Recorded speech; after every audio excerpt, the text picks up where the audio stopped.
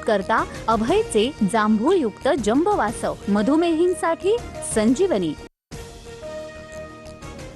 विलिनीकरणाचा प्रस्ताव समोरून आल्यास चर्चा करू, सुनील तटकरेंचं वक्तव्य। तर भाजपसोबत राहण्याची दादांची स्पष्ट भूमिका होती। विलिनीकरणासंदर्भात हिरामण खोसकर यांची बाजूही जाणून घेणार तटकरेंची भूमिका। राष्ट्रवादीच्या विलिनीकरणानंतर पक्षाचं सर्व नेतृत्व दादांकडे देणार होतो। राष्ट्रवादीच्या साप्ताहिकातून शशिकांत शिंदेंचा मोठा दावा। तर पक्ष मजबूत करणं हीच दादांना खरी श्रद्धांजली ठरेल, लेखामध्ये उल्लेख।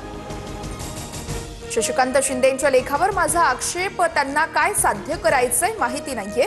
यानंतर काही मुद्दे उपस्थित केल्यास योग्य उत्तर देणार, सुनील तटकरेंचा इशारा। अहमदाबाद विमान अपघाताच्या बातमीनं दादांच्या अपघाताबाबत संशय आणखी बळावला। पायलटवर कुणाचा दबाव होता का, सखोल चौकशी व्हावी, रोहित पवारांची मागणी। तुमच्या शंका कुशंका चौकशी करणाऱ्यांना सांगा, त्यांना पुरावे द्या, रोहित पवारांच्या आरोपांवरून भुजबळांची प्रतिक्रिया। तर चौकशीची मागणी करताना कुणी इव्हेंट करू नये, सूरज चव्हाणांची टीका। उपमुख्यमंत्री सुनेत्रा पवारांची झेडपीतील विजयी सदस्यांसोबत बैठकीमध्ये सुनेत्रा पवार भावूक, तुमच्या पाठीशी कोणी नाही असं समजू नका, मी भक्कमपणे तुमच्या पाठीशी आहे, सुनेत्रा पवार यांचं भावनिक आवाहन।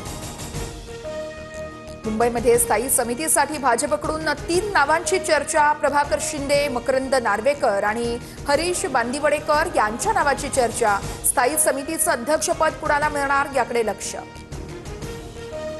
मंत्री गणेश नाईक यांचा उपमुख्यमंत्री शिंदेंवर पुन्हा निशाणा। नवी मुंबईतील भूखंड बिल्डरांच्या घशात घातल्याचा आरोप, नगरविकास खात्यावर सवाल उपस्थित। नागपूरमध्ये शिवभोजन थाळीचं 10 महिन्यांचं बिल थकीत, अनुदान रखडल्यानं थाळी केंद्र चालक आक्रमक। महसूल मंत्री चंद्रशेखर बावनकुळेंना घेराव।